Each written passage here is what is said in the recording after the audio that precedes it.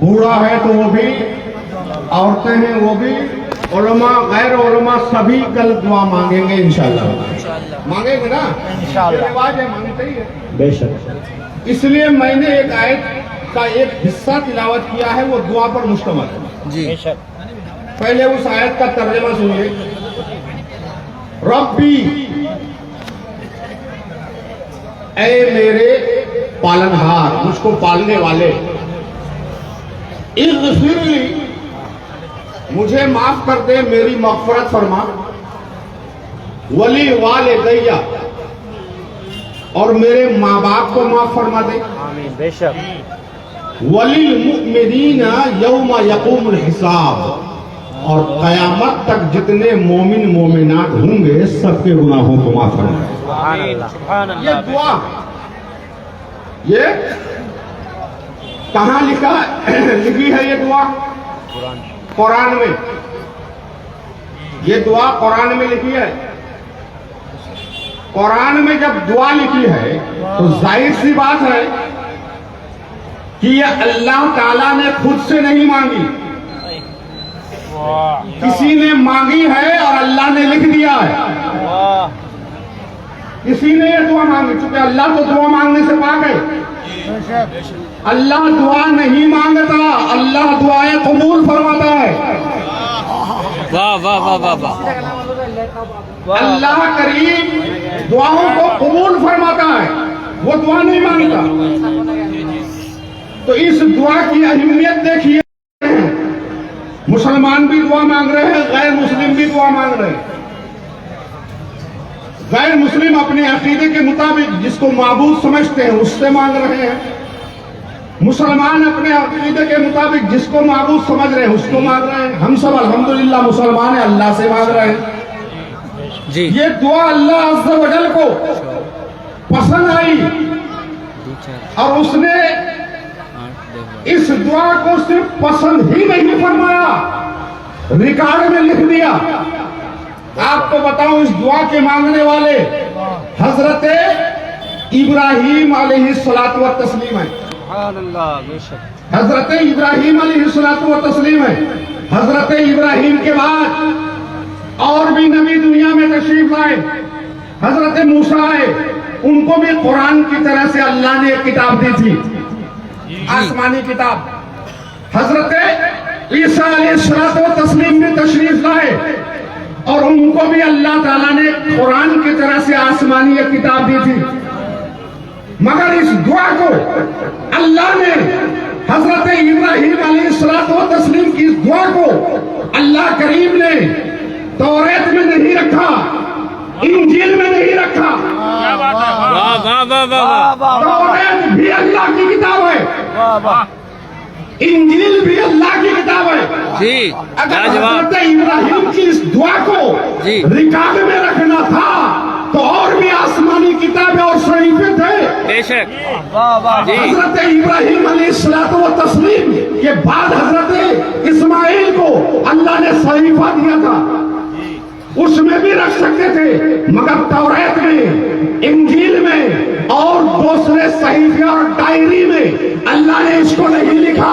कलामे पाक में नाजिल फरमाया, रसूलुल्लाह की किताब में नाजिल फरमाया, कयामत तक ना मिटने वाली किताब में नाजिल फरमाया। इसलिए कि ये दुआ इतनी अच्छी है कि जब तक चांदो सूरज कायम रहेगा बंदों को इस दुआ की जरूरत पड़ती है। वाह वाह वाह वाह वाह, लाजवाब लाजवाब बात हो। बेशक बेशक दुआ की जरूरत बाकी रहेगी। तौरात में देता तो एक जमाने के बाद तिलावत खत्म हो जाती, इंजील में देता तो एक जमाने के बाद तिलावत खत्म हो जाती, दिगर सहीफे में नाजिल फरमाता तो एक जमाने के बाद ये सब के सब की तिलावत बंद हो जाती। मगर अल्लाह ने कुरान पाक में देकर ये दर्स दे दिया कि ये दुआ ऐसी है, कयामत तक याद रखना है। और जैसे हजरत इब्राहीम ने अपने लिए, अपने माँ बाप के लिए, सारे मुसलमानों के लिए दुआ मांगी है, वैसे तुमको भी मांगनी है। बेशक बेशक बेशक, सुभान अल्लाह, बहुत उम्दा, माशाअल्लाह। उलमाए किराम है, थोड़ा डर भी लगता है, लेकिन इस्लाह के लिए बोलना भी जरूरी है कि मेरी इस्लाह कैसे होगी, उनके सामने न बोलूं। हजरत इब्राहीम अलैहिस्सलातु व तस्लीम नबी हैं जी। कौन है? नबी हैं। عقیدہ سنیے، نبی، رسول اور فرشتے گناہ نہیں کر سکتے، وہ معصوم ہے، ان سے کوئی گناہ ہو ہی نہیں سکتا۔ پرانے زمانے میں جب لوگوں کا پوال کا گھر ہوتا تھا، پھوس کا، تو برسات کے موسم میں بھیگ جانے کی وجہ سے اس کے اندر مرمرا پن پیدا ہو جاتا تھا۔ مرغیاں اوپر کیڑے ڈھونڈنے کے لیے چال کو ادھیڑ دیتی تھی۔ میں نے چال کہا، چھپر بھی کہہ سکتا ہوں، ہے تو لوگ مرغیوں کے پر کاٹ دیتے تھے اور ناخن کاٹ دیتے تھے، مرغیوں کے پر اور ناخن کاٹ دیتے تھے تاکہ پر کاٹنے کی وجہ سے اڑ نہ سکے اور ناخن نہ ہونے کی وجہ سے ادھیڑ نہ سکے۔ یہی تو ہوتا تھا۔ اللہ تعالیٰ نے سارے نبیوں کے اندر سے گناہ کرنے کا جو پر اور مادہ تھا کاٹ دیا، واہ واہ واہ واہ واہ، کاٹ دیا، نکال دیا اس کو۔ اب وہ دنیا میں انسان کی طرح جیتے تو ہیں مگر وہ کبھی گناہ نہیں کر سکتے۔ اللہ کریم نے اس کے اندر سے گناہ والے پر کو نکال دیا، اس لیے کوئی نبی گنہگار نہیں ہے۔ یہ عقیدہ یاد ہو گیا آپ کو؟ سمجھ گئے آپ کیوں نہیں ہے؟ یہ بھی سنیے، اس میں حکمت کیا ہے جی۔ اگر ایک نبی 1,24,000 کم و بیش انبیاء کرام میں سے ایک نبی کبھی بھی چاہے جانے چاہے انجانے کوئی گناہ کر لیتے، کوئی گناہ کر لیتے، مثلا جھوٹ بول دیتے، تو یہ امت اس نبی کی سنت سمجھ کر کے جھوٹ بولتے، اس نبی کی سنت سمجھ کر کے جھوٹ بولتی۔ اللہ تبارک و تعالیٰ نے کسی نبی سے، کسی رسول سے گناہ کا صدور اس دنیا میں نہیں کرایا تاکہ بعد میں گناہ کرنے والے کو سند نہ ملے کہ فلاں نبی نے گناہ کیا تھا، اس کی سنت سمجھ کر کے ہم نے کر لیا ہے۔ ارے مسلمانوں، جو چیز کسی نبی کی سنت نہیں ہے اس کام کو کرنا شریعت میں جائز نہیں ہے۔ اس لیے امتی کو نبیوں کی اقتدا کرنے کا حکم دیا گیا ہے، اور جب نبی نے کیا ہی نہیں ہے تو اس کی اقتدا بھی جائز نہیں ہے۔ اب میں ایک بات بتاؤں کہ جب نبی نے گناہ نہیں کیا تو حضرت ابراہیم نے یہ کیوں کہا، ربی اغفر لی، یا اللہ تو مجھ کو معاف کر دے، بات لو، بہترین نکتہ، ماشاءاللہ، میری مغفرت فرما دے، میری بخشش فرما دے۔ جب گناہ نہیں ہے تو معافی مانگنے کی ضرورت کیا؟ ضرورت ہے نہیں، مگر معافی حضرت ابراہیم علیہ الصلوۃ والتسلیم نے اللہ سے مانگی، اور میرے نبی نے تو ارشاد فرما دیا کہ میں 24 گھنٹے میں 70 نہیں 100 سے زیادہ بلکہ کثرت سے مغفرت چاہتا ہوں۔ بے شک، بے بعض شک، حدیثوں میں 100، بعض حدیثوں میں 70، جی بے شک، بے شک، یعنی خوب سے خوب اللہ سے معافی مانگتا ہوں۔ یہ اس لیے ان حضرات نے گناہ نہ ہونے کے باوجود معافی مانگی کہ اگر کوئی آدمی گناہ کرنے کے بعد، خطا کرنے کے بعد معافی مانگ لے اللہ تعالیٰ سے تو دو فائدہ ہوگا۔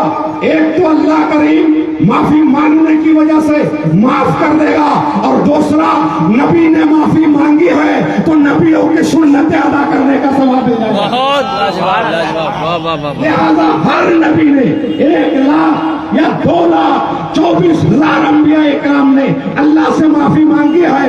جو بندہ ایک بار اللہ سے معافی مانگتا ہے سارے نبیوں کی سنت ادا کرنے کا ثواب ہے۔ سبحان اللہ، سبحان اللہ، بہت خوب، سارے نبیوں کے سنت، ماشاءاللہ، بے شک، بے شک، سارے بھائی نفسانی خواہشات کی بنیاد پر یہ کہتے ہیں قصور نہیں کروں تو معافی کرنے مانی، ہمارے علاقے میں ہوتا ہے، جی بھائی بھائی میں جھگڑا ہوا، پنچایت بیٹھی، اتنے بھائی معافی مانگ لے، کہا میں نے کیا ہی کیا کہ ہم معافی مانگیں گے؟ میں نے لردش کیا غلطی کیا کی، خطا کیا کی تو ہم معافی مانگیں گے؟ ایسا بولتے ہیں نا؟ یہ بولتے ہیں اس سے نظریہ ملا کہ اگر تمہارے پاس خطا نہیں ہے، گناہ نہیں ہے، غلطی نہیں ہے، پھر بھی معافی مانگو، اگر تم معافی مانگو گے تو اللہ تبارک و تعالیٰ تمہارے درجے کو بلند فرما دے گا، تمہارے رتبے۔ بے شک کیا بات ہے، واہ! اس لیے اپنی مغفرت، پہلے اپنی مغفرت، اب اپنی مغفرت کی ایک بات اور آئی مجھے۔ جنازے کی نماز پڑھنے کے لیے جاتے ہیں حضرت، جی جنازے کی نماز پڑھنے کے لیے جاتے ہیں، اللہ سے وعدہ کرتے ہیں 4 کام کریں گے۔ پہلا کام 4 تکبیریں ادا کریں گے، دوسرا کام تیری تعریف کریں گے، تیسرا کام تیرے نبی پر درود پڑھیں گے، چوتھا کام اس میت کے لیے دعا کریں گے۔ بے شک واہ واہ واہ! کیا کہتے ہیں؟ اس میت کے لیے دعا کریں گے، یہ تو وعدہ ہوتا ہے۔ جی جی جی چنانچہ کام شروع کر دیا، پہلا کام تکبیر پڑھنا شروع کیا، دوسرا کام رب کی تعریف کر لی، ثنا پڑھنا شروع کر دیا، تیسرا کام درود پڑھنا شروع کر دیا، درود پڑھ لیا، اور جب چوتھا کام کرنے کی باری آئی تو پلٹ گیا، پلٹ گیا، کہہ رہا اللہم اغفر لحینا، جی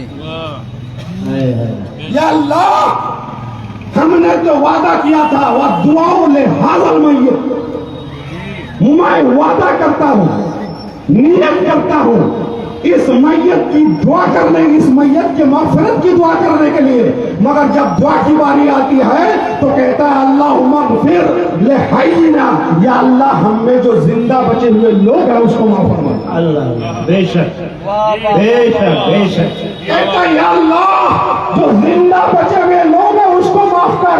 میں نے کہا یہ کیا بات ہے؟ 4 وعدے تھے، پہلا وعدہ تم نے پورا کیا ہے، دوسرا وعدے میں رب کا ثنا کیا ہے، تیسرے وعدے میں درود پڑھا ہے، وہ صحیح چل رہا تھا، مگر چوتھا وعدے میں تو تم کو یہ کہنا چاہیے اللہم اغفر لہذا المیت، جی یا اللہ اس میت کے لیے مغفرت فرما دے، مگر وہ نہیں کہتا، کہہ رہا اللہم اغفر لحینا، یا اللہ ہم میں جو زندہ بچے ہیں اس کی مغفرت فرما دے، اس کے بعد کہتا ہے میتنا، ہم میں جو مرے ہیں اس کو معاف فرما دے۔ واہ واہ واہ! یہ زندوں کے لیے پہلے کیوں؟ تو اس لیے مسلمان بھائیوں رب نے ہمیں طریقہ سکھایا، مصطفیٰ جان رحمت نے ہمیں آداب بتایا کہ بندہ اگر تو دعا کرنا چاہتا ہے کسی دوسرے انسان کے لیے، اگر تو دعا کرنا چاہتا ہے اپنے ماں باپ کے لیے، اگر تو دعا کرنا چاہتا ہے اپنے بھائی بہن کے لیے، اگر تو دعا کرنا چاہتا ہے عام مسلمان کے لیے، تو سب سے پہلا طریقہ یہ ہے کہ تم اپنی معافی مانگو، اپنے گناہوں کو دیکھو، اپنے خطاؤں کو دیکھو، اپنی لغزشوں کو دیکھو، اپنے آپ کو ایسا بناؤ کہ اللہ تمہاری مغفرت کر دے، اور جب تم کو معاف کرے گا تو معاف والی زبان سے جس کے لیے دعا مانگو گے اللہ قبول فرما دے گا۔ واہ واہ واہ واہ! بے شک بے شک! کل شب برات ہے، تم کو اپنے ماں کے لیے دعا کرنی ہے، اپنے بھائی کے لیے دعا کرنی ہے، اپنے اہل خاندان کے لیے دعا کرنی ہے، تو صرف زبانی دعا نہ کرو، پہلے اپنی معافی کراؤ پھر دوسرے کے لیے دعا کرو، پہلے اپنی۔ جی لہذا گناہوں سے توبہ کرو، خطاؤں سے توبہ کرو، رب کی بارگاہ میں سچی توبہ کرو، لو لگا کر توبہ کرو۔ جب اپنے توبہ کر کے گناہوں کو معاف کرا لو گے تو تمہاری زبان بے گناہ زبان ہو جائے گی، پھر تم جس کے لیے دعا کرو گے اللہ تعالیٰ قبول فرمائے گا، بے شک بے شک اللہ قبول فرمائے گا۔ بہت تیزی کے ساتھ دو باتیں اور بیان کر لو، مقرر حاضر ہے اسٹیج پر، بے شک مقرر حاضر ہے اسٹیج پر۔ مومنین والمومنات یہ لفظ آیت میں آیا، جی تو ہمارے باپ مومن ہیں کہ نہیں بھائی؟ ارے بھائی مومن ہے کہ نہیں ہمارے باپ؟ بولیے ہے کہ نہیں؟ ہماری ماں ہے نا؟ بے شک مومن ہے، تو والمومنین والمومنات میں ہماری ماں بھی ہے، ہمارے باپ بھی ہے، دونوں ہے۔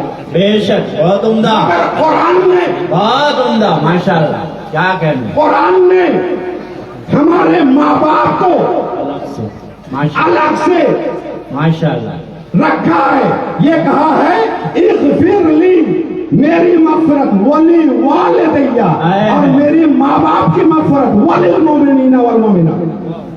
لہذا آپ اور ہم اپنے ماں باپ کو جنرل کیٹیگری میں نہیں رکھ سکتے.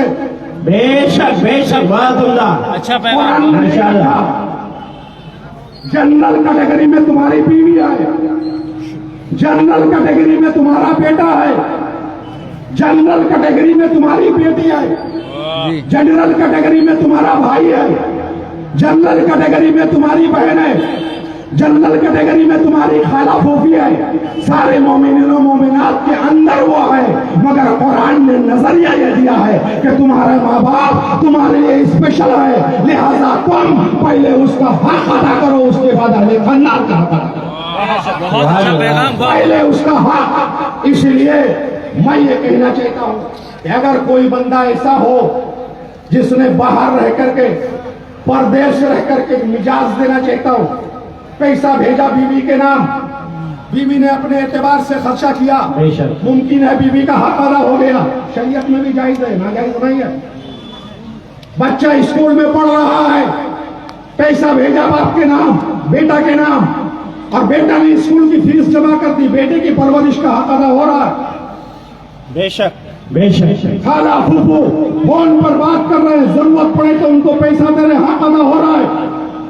مگر ایک بیٹا پردیس رہتا ہے اور ماں کو پیسہ بھیجتا ہے, فون پر بات کرتا ہے اور ماں کی زیارت کرنے نہیں آتا ہے, ماں کو دیکھنے نہیں آتا ہے, ان سے میٹھی باتیں کرنے نہیں آتا ہے, ان سے ملنے نہیں آتا ہے, ان کا حق نہیں ادا ہوتا ہے. شریعت مطہرہ نے ایک مسئلہ دیا ہے کہ جن عورتوں کو ہم شادی کر کے لے کر آتے ہیں, ان عورتوں کو ہفتے میں ایک بار دن کے وقت میں اپنے ماں باپ کو دیکھنے جانے کا اختیار ہے. یاد رکھیے گا,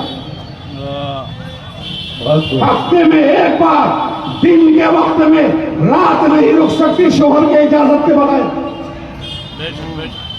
رات نہیں رک سکتی شوہر کے اجازت کے بغیر. ہفتے میں ایک بار اگر وہ جانا چاہیں اپنی ماں کو دیکھنے کے لیے, اپنے باپ کو دیکھنے کے لیے تو جا سکتی ہے. شوہر اگر روکے اور بغیر اجازت کے وہ نکل جائے پھر بھی گناہ نہیں ہوتا ہے, بغیر اجازت کے جا سکتی. کیا نتیجہ نکلا؟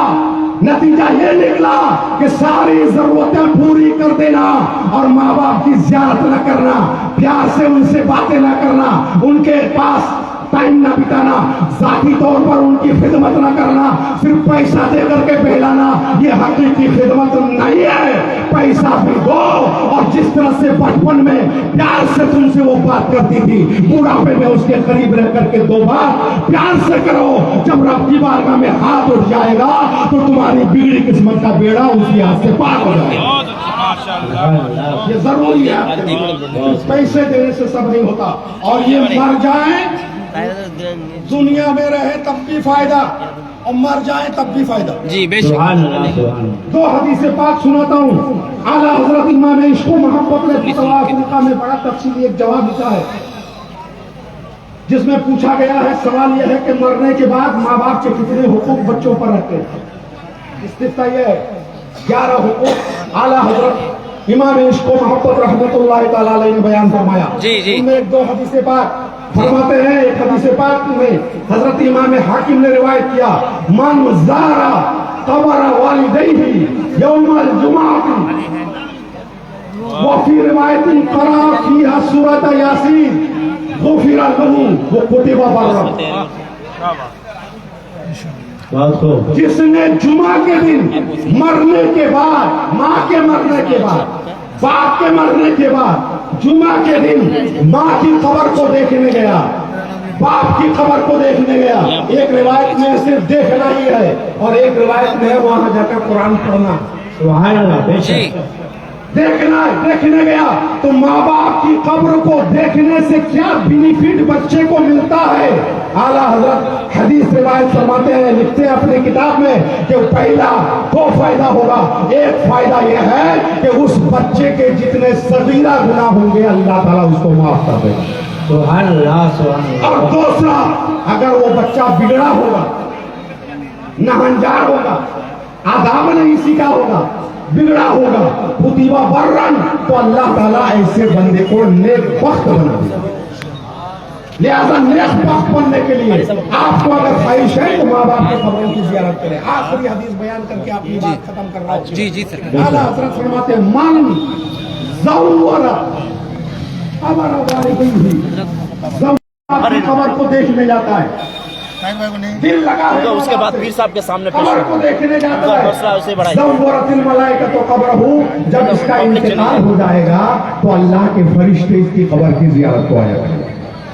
लिहाजा मुसलमान भाइयों, कल दुआ करना है। 3 बात याद रखिए, अपने लिए स्पेशल, अपने माँ बाप के लिए और सारे मोमिनों के लिए।